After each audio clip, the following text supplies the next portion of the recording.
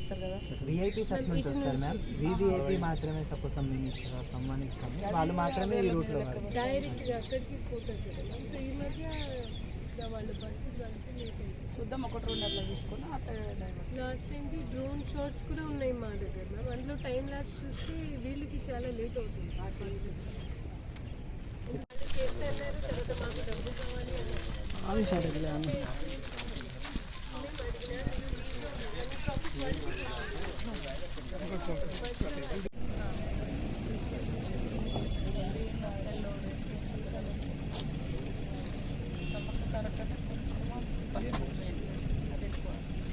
ఆదివాసీ కదా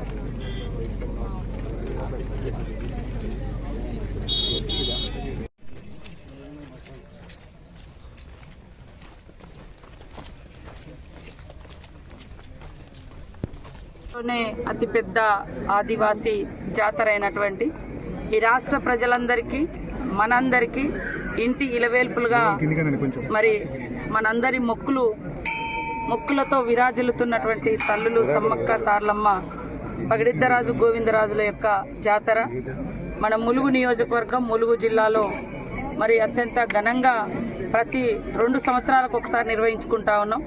ఈసారి కూడా నూతన ప్రభుత్వం ముఖ్యమంత్రి గారు శ్రీ రేవంత్ రెడ్డి గారి యొక్క ఆధ్వర్యంలో వారి యొక్క మరి సహకారంతో, అదేవిధంగా డిప్యూటీ సీఎం గారు ఫైనాన్స్ మినిస్టర్ గారు శ్రీ బట్టి విక్రమార్క గారి యొక్క సహకారంతో ఈసారి మరి ఇప్పటికొక 75 కోట్ల రూపాయలను జాతర ఏర్పాట్లకు అదేవిధంగా భక్తుల సౌకర్యార్థము ఇవ్వడం జరిగింది.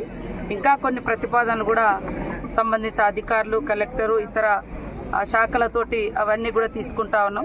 భక్తులకు ఎక్కడ కూడా ఎలాంటి ఇబ్బందులు లేకుండా అందరం అధికారులు, ప్రజాప్రతినిధులు ఒక టీమ్గా మరి పూజా విధానానికి ఎక్కడ విఘాతం కలిగించకుండా, ఆదివాసీ సాంప్రదాయాలకు ఎక్కడ ఆటంకం జరగకుండా అత్యంత వైభవంగా నిర్వహించాలని మేమందరం కూడా భావిస్తూ ఉన్నాం. అదేవిధంగా ప్రజలు, మీడియా, బయట నుంచి వచ్చేటువంటి భక్తులు కూడా ఎవరికి వారు క్రమశిక్షణగా వ్యవహరిస్తే ఈ ప్రాంతం అంతా కూడా మరి పరిశుభ్రతతో ఉంటుంది.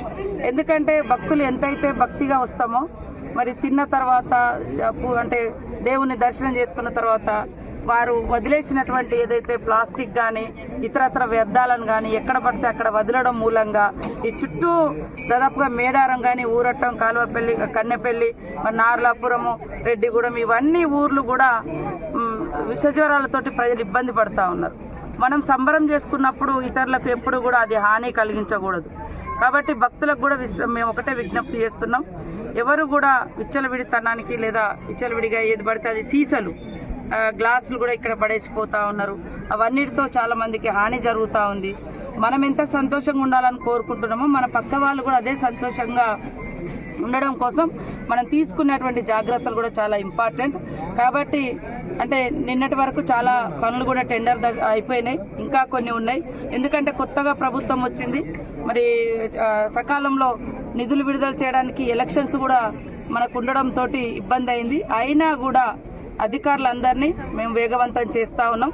అధికారులందరికీ కూడా నేను ఒకటే సూచిస్తా ఉన్నా, మంచిగా పనిచేయండి. ఇది మన వ్యక్తిగతమైన ఇళ్లల్లో పని కాదు, మన లోక కళ్యాణం కోసం, ప్రజలందరి సౌకర్యం కోసం, ప్రజలందరి విశ్వాసాలని, భక్తిని కాపాడేటువంటి అతి గొప్ప మహాఘట్టం, మహాజాతర సమ్మక్క సార్లమ్మ జాతర. ఈ జాతరలో పనిచేసేటువంటి ప్రతి అధికారి నిబద్ధతతో, నిజాయితీతో, అదేవిధంగా నాణ్యతతో కూడినటువంటి పనులు చేసినప్పుడే మనం కూడా సంతోషంగా ఉండగలుగుతాం. పనులు చేయనటువంటి వాళ్లకు ట్రాన్స్ఫర్స్ ఉండవు, కానీ ఇళ్లకైతే పోతారు. ఖచ్చితంగా ఏ వర్క్ చేసినా జాగ్రత్తగా ప్రజల కోసం చేసేటువంటి పని కాబట్టి అందరం బాధ్యతాయుతంగా పనిచేయాలని కూడా అధికారులకు సూచించడం జరుగుతుంది. కాబట్టి ఏదైనా లోపాలు జరిగినా కూడా మీడియా సోదరులు కానీ, భక్తులు కానీ మాకు సూచించండి, మేము సరి చేసుకుంటాం.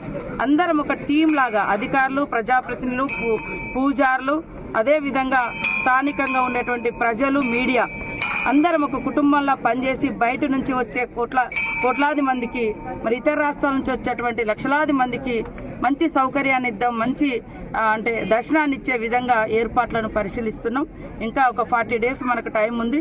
అయినా కూడా జనవరి ఎండింగ్ లోపు దాదాపుగా అన్ని వర్క్స్ కంప్లీట్ చేసుకొని మరి రాబోయేటువంటి భక్తులకు ఎలాంటి అసౌకర్యాలు లేకుండా చాలా బ్రహ్మాండంగా జరుగుతుంది. కాబట్టి ప్రతి ఒక్కరు కూడా ఇక్కడ అంటే ఖర్చు లేకుండా దైవ దర్శనం అనేది బహుశా ఎక్కడ కూడా ఉండదు. మనలాంటి ప్రాంతాలు, జాతరలు ఇట్లాంటి కాడనే ఉంటుంది.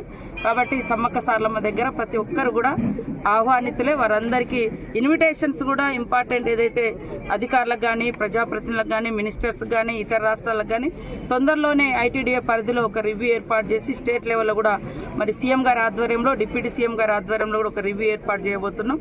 అయిన తర్వాత అందరికీ ఇన్విటేషన్స్ కానీ, అదేవిధంగా డేట్స్ కూడా సరిగా తెలియక, జాతర ఎప్పుడు అని తెలియక కూడా కన్ఫ్యూజ్ అవుతూ ఉంటారు. ఆ కన్ఫ్యూజన్ లేకుండా కూడా మరి పోస్టర్స్ కూడా రిలీజ్ చేయబోతున్నాం. అదే కాకుండా సెంట్రల్ గవర్నమెంట్ను కూడా మేము గతంలో విజ్ఞప్తి చేసినాం. గతంలో కూడా మరి సెంట్రల్ గవర్నమెంట్ కూడా ఒప్పుకొని ఉన్నది, మేము జాతీయ పండుగ ప్రకటిస్తామని. జాతీయ పండుగ ద్వారా ఏంటంటే ఎక్కువ శాతం ఇన్ఫర్మేషన్ పోతుంది. పలానా డేట్లలో జాతర జరగబోతుంది, అందరూ పాల్గొనండి. తెలియక ముందు వెనుక వచ్చి వాళ్ళు ఎవరమైనా ఏం కోరుకుంటామంటే ఆ 4 రోజుల మహాఘట్టంలో ఉండాలి, ఆ దేవతలు గద్దెల మీద ఉన్నప్పుడు అందరం దర్శనం చేసుకోవాలన్నటువంటి ఆ భావన ఉంటుంది. అది కొంచెం సమాచారం తెలియక కూడా ఇబ్బంది అవుతుంటుంది. అదేవిధంగా ఇంకా కొంత డెవలప్మెంట్ కూడా జరగడానికి ఎక్కడ కూడా ఇక్కడ భక్తుల యొక్క విశ్వాసాలను విఘాతం కలిగించాం. ఆదివాసీ సాంప్రదాయాలకు, పూజార్ల యొక్క నమ్మకానికి, పూజా విధానానికి విఘాతం కలగకుండా పర్యావరణం, పచ్చదనం, తల్లులకు ఇష్టమైనటువంటి అడవులు ఇవన్నీ కాపాడుకుంటూ ఈ జాతర యొక్క గొప్పతనాన్ని కాపాడమే మా అందరి బాధ్యత. కాబట్టి జాతీయ పండుగ కూడా ప్రకటిస్తారని మేము ఆశిస్తాను. నేను కూడా మొన్న రాష్ట్రపతి గారు వచ్చినప్పుడు వారితో 5 days ప్రోటోకాల్లో ఉండడం జరిగింది. వారికి కూడా విజ్ఞప్తి చేసినప్పుడు తప్పకుండా వారు సానుకూలంగా స్పందించారు. ఈసారి జాతీయ పండుగ కూడా ప్రకటిస్తారని ఆశాభావాన్ని వ్యక్తం చేస్తున్నాం. సోదరులందరూ, మీడియా సోదరులు, పత్రికా మీడియా అందరూ కూడా సహకరించాలని, సమాచారం అంటే దేవతల యొక్క అంటే గద్దెల మీదకి వచ్చే డేట్లను కూడా మీరు ఎప్పటికప్పుడు ప్రజలకు చేరవేసే విధంగా ప్రసార మాధ్యమాలు కూడా సహకరించాలని కోరుకుంటాను.